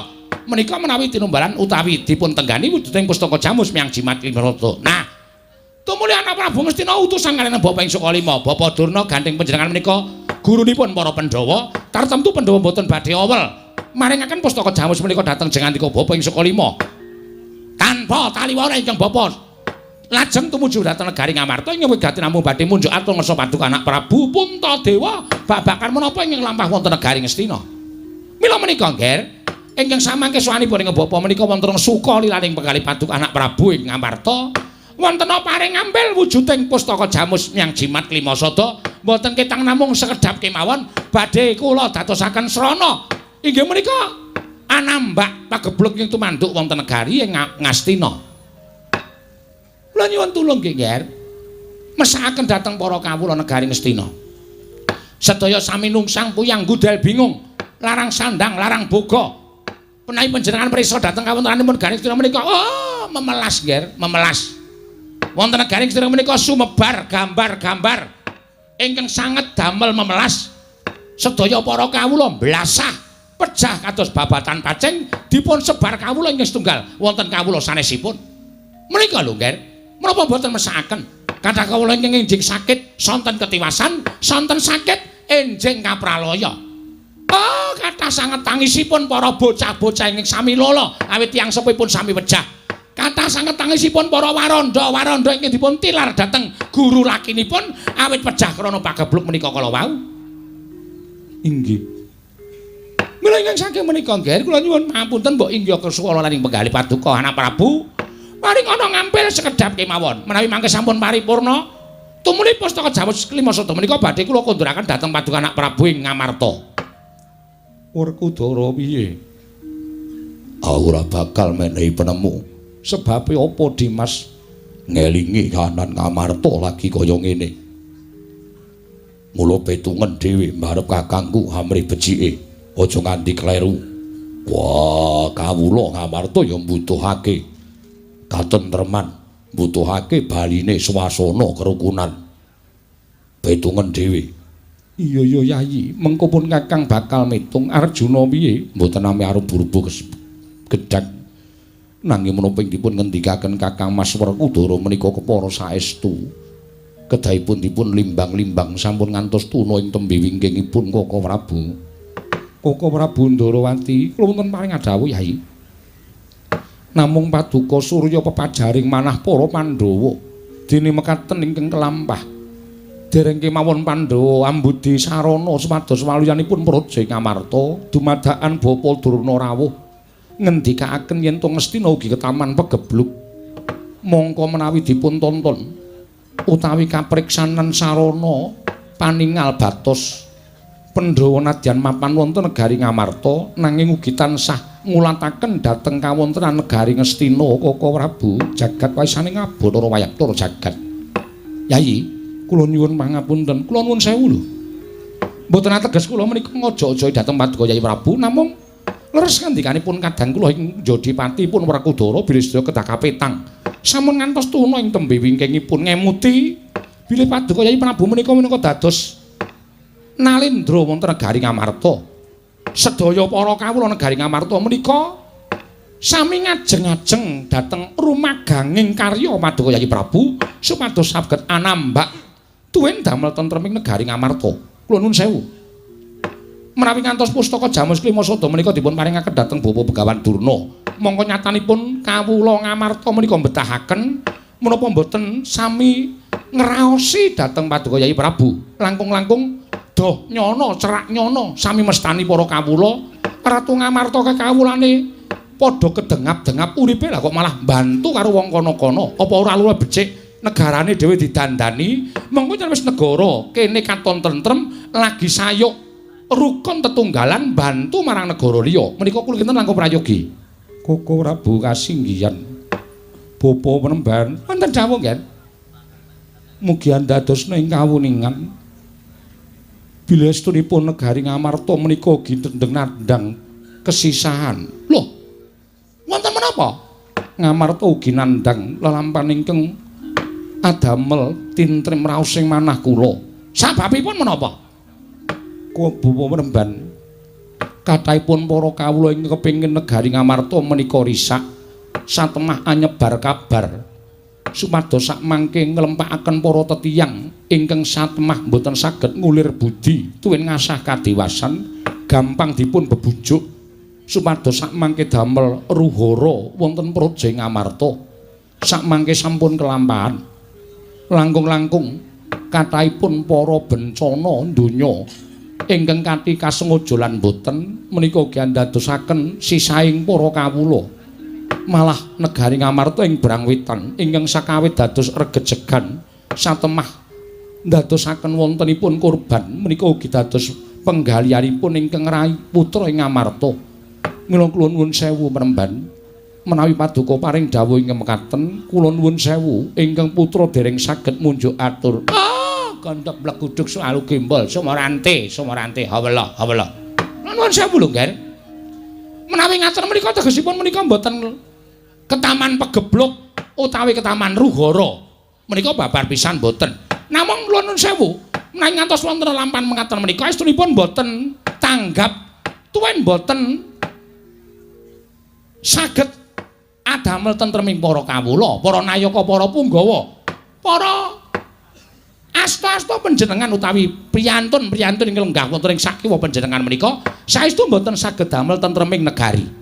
Ketitik kathahing para kawula ingkang damel ruhara, tuwin para kawula ingkang sedaya menika kala wau mboten pitados kaliyan peperintahan Paduka Anak Prabu ing Ngamarta menika sejatosipun mboten kok lepatipun jagat menika mboten. Namung menika dipun damel dening para titah. Menika ateges para satriya Tamtama Bintara ingkang sami ngreksa dhateng sangganing para kawula menika mboten jegos damel tentreming para kawula negari Ngamarta. Mila mboten aneh menawi negari Ngamarta menika tumunten gegeran kados mekaten menika. Bapa Penemban, kula pitados kalian para nayaka. Namung gegeran menika kala wau dipun tuwuhaken saking piranganipun para kawula ingkang kepengin nuwal saking negari Ngamarta satemah damel ruhara, damel perkawis ingkang anggeret dhateng gesangipun para kawula Bapa Penemban. Ingkang ngendika sinten kados mekaten menika? Nuwun sewu lho, Ger. Menawi babakan mekaten menika estunipun boten betahaken pustaka Jamus Klimasada. Mila pustaka Jamus Klimasada menika badhe kula suwun wonten negari Ngastina. Wondene ruhara ingkang dumados wonten negari Ngamarta menika cekap dipun rampungi dening para nayaka, para satriya, para Tamtama Bintara Punggawa Paduka Anak Prabu ing Ngastina ing Ngamarta, Ger. Inggih Bapa Penemban. Namung kula nuwun sewu. Koko Prabu Ndarawati sampun paring dawuh bilih pustaka Jamus Miang Jimat Klimasada menika mboten kenging kesah rumiyin saking negari Ngamarta. Menika dawuhipun Koko Prabu Ndarawati. Monggo Koko Prabu Ndarawati menika pujangganipun negari Ngamarta. Kula nuwun sewu lho, ingkang dados nalendra wonten negari Ngamarta menika sinten? Kula Bapa Penemban ingkang putrapun Puntadewa. Panjenengan menika nggadahi kewajiban, nggadahi purba wasesa. Nuwun sewu. Nalendra menika sampun gampang nampi aturipun tiyang. Nalendra menika kedah saged mutusaken perkawis wiji-wiji menika medal saking penggalipun Nalendra menika kala wau. Nek Nalendra menika gampang nampi aturipun tiyang sanes, tegesipun negari Ngamarta menika ingkang merintah menika mboten Prabu Puntadewa, ning Prabu Kresna. Lho, apa member ing atase Prabu Kresna ki wong kono-kono, ing atase Prabu Kresna ki wong liyan kebrayan, negarane Ndarawati kok melu ngatur pemerintah negara Ngamarta. Lah kok anak Prabu Puntadewa ya manut diatur karo anak Prabu Ndarawati ku nuwun sewu. Samenika kula badhe nyuwun pirsa. Lajeng wewenangipun Nalendra Ngamarta menika wonten pundi kula tak nyuwun pirsa? Inggih. Panjenengan menika nggadahi wewenang wonten tetembungan Nalendra menika benten kaliyan para kawula. Ratu menika wong kang sinampiran pakaryan nyekel kendho kencenging pernatan amis baji ning negara menika wonten pundhaking Nalendra. Nek kawula menika wong kang diwenangake ngukur karo derajate. Tegese antaraning kawula karo ratu menika beda. Amis baji ning negara menika wonten astanipun Nalendra Prabu Puntadewa. Kendho kencenging pernatan negara menika wonten asta paduka anak Prabu Puntadewa. Panjenengan kedah nggadahi pemanggih piyambak, panjenengan kedah netepaken pemanggih piyambak. Aja kok sithik-sithik takon Kresna, aja kok sithik-sithik takon Ratu Ndarawati. Lho, nuwun sewu, statuse Ratu Ndarawati ten negara Ngamarta napa kula tak takon? Kula tak takon. Umume rak ming dayoh to. Ya sedulur-sedulur. Nek sedulur ki ora wenang nyampuri perkara ning negara Ngamarta, ngoten. Abang biru ning kanan negara Ngamarta niku wonten astanipun anak Prabu Puntadewa, mboten wonten astanipun Nalendra Ndarawati.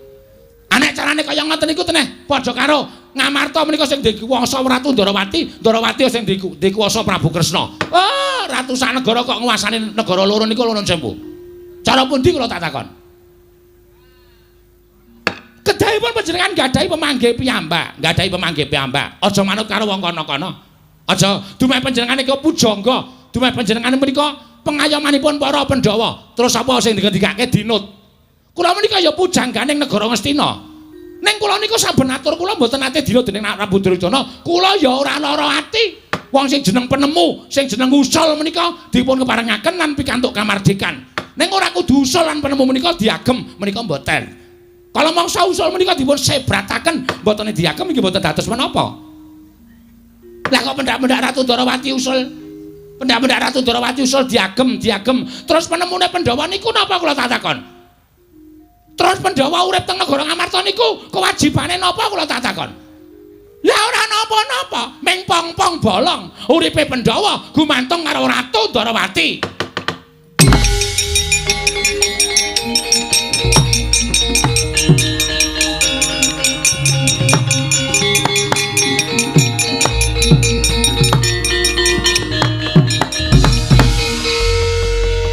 Nuwun sewu Panembahan. Sareng kathah-kathah ngendikanipun Panembahan Durna sajaipun manahipun Sencaki sampun boten kiyat. Kula boten kiyat menawi jengandika Bapak Panembahan nyamah dhateng asmanipun Nalendra Ndarawati Koko Prabu Sri Bathara Kresna. Kula menika nayanakanipun, kula menika adinipun, kula menika kadang tarunanipun. Nek arep ngorek-orek pasuryaning Ratu Ndarawati aku sing ora trima. Aku ora nrimakake dening ratu Gustiku diorek-orek pasuryane karo Pendhita Sukalima sing jeneng Begawan Durna. Sencaki, kowe iki ngapa? Kowe iki ngapa aku tak takon? Aku ora rembugan karo kowe, aku ora ana perkara karo kowe. Aku ora mbuka pembicaraan karo kowe. Iki aku urusane karo Anata Ndarawati ora kok karo kowe. Kowe ora usah melu-melu. Kowe ora usah melu-melu. Ayo semingkir. Derajatmu ora padha karo Begawan Durna. Derajatmu ora padha karo Ratu Ndarawati. Kowe iki mung nayaka. Aku pujangganing Ratu Nata Ndarawati iki Nalendra. Iki para her-her, iki para minulya. Kowe ora usah sambung rembug ana ing parapatan agung negara Ngamarta iki. Wah, Setyaki, wonten dawuh Kang Mas. Ayo semingkir. Ngerti ora iki sapa? Durna. Wah, aja ngawur. Iki sapa? Begawan Durna. Begawan Durna karo Werkudara apane? Mbuh, lho. Ngawur Sencaki iki. Iki gurune Werkudara. Iki sing ngetokke hasil nilai. Werkudara nggone sinau marang Pertapan Sukalima. Lan kowe tak kandhani Setyaki, Werkudara kuwi nalika metu saka Sukalima kuwi neme 7,5. Ya Werkudara? Iya. Ditumpang loro. Arep 7,5, arep 5,7 aku ora urusan. Sing bagus sapa sing paling nyamah asmaning Koko Prabu Ndarawati aku ora trima. Setyaki wonten timbalan. Wis to, sing sabar mboten saged. Lho. Kowe kuwi nderek karo aku. Kula ngertos kula nderek karo panjenengan. Ning sapa wae sing wani ngino karo Ratu Ndarawati, Sencaki ora trima. Yen kowe ora trima, ora mungsuh karo Durna, ning mungsuhe karo Werkudara. Werkudara cacah papat loro wedi. Kowe lha saiki nekat iki. Kowe nekat kowe carane kaya ngono kuwi Werkudara siji wis rantek kok njaluk papat. Aku siji wis ora rantek kok njaluk loro lho. Ah, Sencaki aja kewanen iki Werkudara iki nek nganti wani karo aku, Werkudara mbelani karo aku. Ora sampe melu-melu perkara iki. Aku gelem ora melu-melu ning sampeyan aja nyamah karo asmaning Kanjeng Prabu Ndrawati. Perkara aku arep nyamah ku sakarepku. Jar nyatane para Pandhawa ki pancen wong goblok, Pandhawa ki pancen wong dungu, Pandhawa ki pancen wong bento. Ing atase aku njaluk pustaka Jamus Lima Sata tak-taren karo Ratu Ndrawati ki janjane Pandhawa sing duwe pustaka Jamus Lima Sata, apa Ratu Ndrawati sing duweni pustaka Jamus Lima Sata? Aku tak takon. Meng arep disuwuni ngambil kok dadak tekan kono-kono iki lho sing marai manggel. Manggel kena ning rasah ngunek-unekke karo Ratu Ndrawati. Arep tak unek-unekke kuwi kewajibanku, kuwi purbawasesaku. Ora sampe melu. Kowe nek melu-melu apa sagedakan iki kowe wani karo aku? Ngerti ya, neng mburiku ki anakku murid, ya anakku dhewe, ya anakku sing tak tresnani. Werkudara, ya Werkudara ya. Ya. Nek aku diantem Sencaki kowe piye? Wah, ora trimo, bocahe tak jotosi. Rungokno. Sekak mati dina iki kowe. Menang Begawan Durna karo Setyaki. Kowe arep wani ngajar karo Begawan Durna?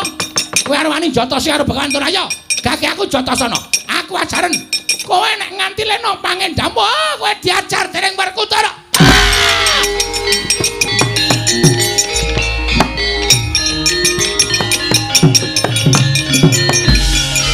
Wah, Setyaki. Werkudara.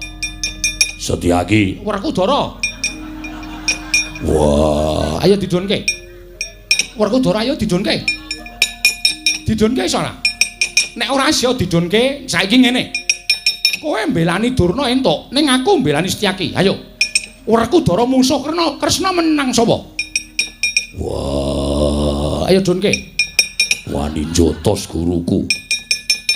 Banting modar.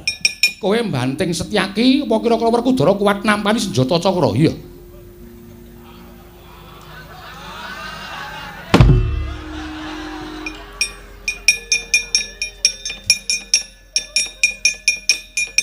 Setyaki wonten dawuh. Sesuk meneh aja ngono ya ndak dadi perkara. Ben cangkeme mecucu-cucu. Jotos sisan. Kaiki pendhita. Wis ngerti, kula pun ngertos menika pendhita. Lah kok tok jotos ya men. Sik aku tak takon, tok jotos ki dasare apa? Sengit. Sengit kok dijotos ya men. Wah, caidan. Werkudara. Iki adikku lho. Kowe kok jotos sirahe kaya ngono kuwi nek nganti lara kula ras iki. Sakit ora, Bu. Sakit. Piye rasane? Piye Setyaki rasane? Deng klebiur. Ngombe obat. Waduh. Kinten menawi dipun ewangi jebul. Mboten dipun ewangi. Aja sesuk meneh ora kaya ngono Setyaki. Nistakaken dawuh. Ya arepa kowe tresna karo pun Kakang sesuk ngrentenono dawuhing Nata Ndrawati. Lho niki nistakaken dawuh. Nek aku urung dawuh aja pisan-pisan kowe mbelani karo aku. Inggih. Aku ngerti watake Begawan Durna kae ngono kae wis biasane. Nek kagol kogelan atine mesti terus ngunek-unekke kaya ngono kae wis lumrah. Inggih. Ning aja tok jotos iki ning pasewakan kudu ngerti tata krama unggah-ungguh. Inggih. Kejaba nek aku wis dawuh. Inggih. Setyaki, Durna kok lambene elek kuwi Jatasana. Upama aku omong ngono kuwi tok jotosi ora apa-apa. Sendika ngestakaken dawuh.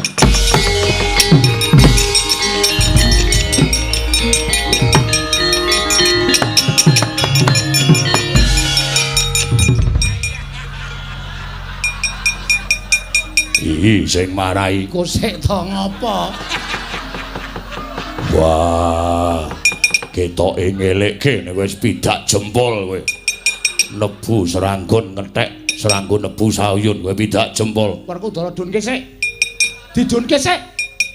Wah, aku ora trimo nek nganti Setyaki ngajar Durna. Aku belani Durna. Iya wis ning Durna sik. Loh. Kok seru banget. Telapakanku nganti lara. Wah, Sencaki mak brubut ngoyak Durna. Aku ki ora akon. Kowe akon. Ora. Yayi Prabu, wonten dawuh. Panjenengan mireng kados pundi? Setyaki upama lho, upama yen aku wis dawuh Durna kuwi ajaren lagi mbok tindakake ngaten menika. Krungu ora kowe? Ana tembung upama ora? Upama lho, ning Setyaki ki rak penampane mesti kleru. Lah sing lupa dudu aku, ning Setyaki. Wah, ora. Wis tok gawe saka omah. Wis tok rencana, aku ngerti. Wis tok rencana piye? Ora kok piye to? Wah, iya wae piye? Arjuna aku muni piye? Setyaki upama. Upama aku mendika Setyaki Durna ajaren kuwi lagi mbok ajar ning upama. Krungu ora kowe?